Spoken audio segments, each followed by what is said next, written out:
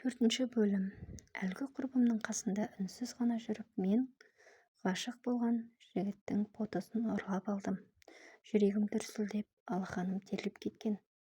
Ол қыз сумаңдап жүріп, әлгі жігіттің әр суретін, әр сәтін жинапты.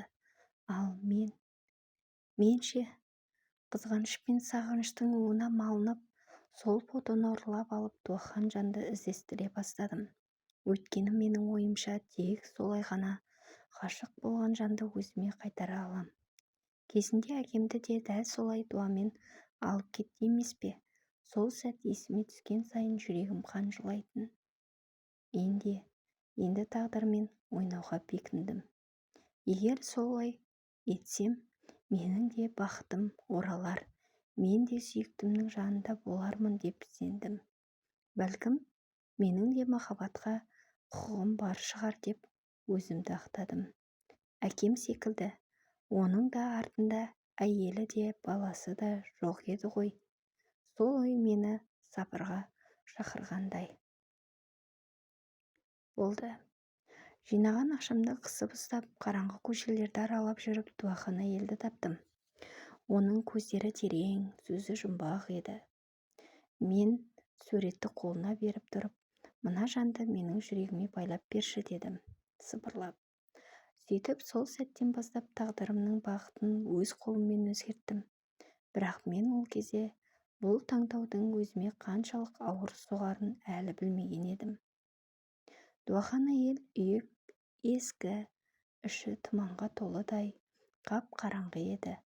Түтіннің иісі мен шөптің ащы иісі тынысымды қысып, жүрегімді дүрсілдетті. Терезеден түскен әлсіз жарықты оның жүзі көрінді. Әжім басқан, бірақ көзі жалынға толы. Балам, мұндай жолға жүрекке емес, ашуға ергендер түседі, деді. Ол баяу ғана.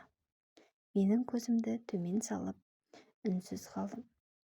Жауап бере алмадым, өйткені менің жүрегім ашумен де, сағынышпен де уланған еді. Ойың анық па? Деді тағы да. Мен басымды изедім. Анық, мен оны сүйемін. Дуахан ештеңе демеді. Тек шамның жарығы селк етті. Ол суретті алып баяу дұға оқи бастады. Үнінде бір мұң, бір тылсым күш бар еді. Мен сол сәтте тізем дірілдеп, жүрегім ауырлап бара жатқанын сездім.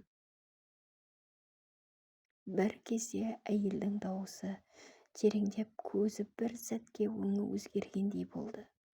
Бұл жігіттің жаны таза, бірақ сенің жолың қараңғы, қызым, деді. Не айтқыңыз келді, дедім дірілдеп. Дуа біреуді өзіңе байлау емес, өз жаныңды сатумен тең. Сол сәтте жүрегімде бір мұзды қол тигізгендей болды. Бірақ мен тоқтай алмадым. Махаббат немесе, мен соны махаббатпен ойладым. Бәрінен күшті еді. Сөйтіп дуа жасалды. Шам сөніп, жел гуілдеді. Әлем бір сәтке тоқтап қалғандай болды. Дуахан суретті отқа тастады да. Ал менің көзімнен жас емес, күйік секілді ыстық тамшы ақты. Бәрі орнына келеді деп өз-өзімді жұбаттым. Бірақ іштей бірдеңенің үзіліп кеткенін сездім. Жалғасы бар.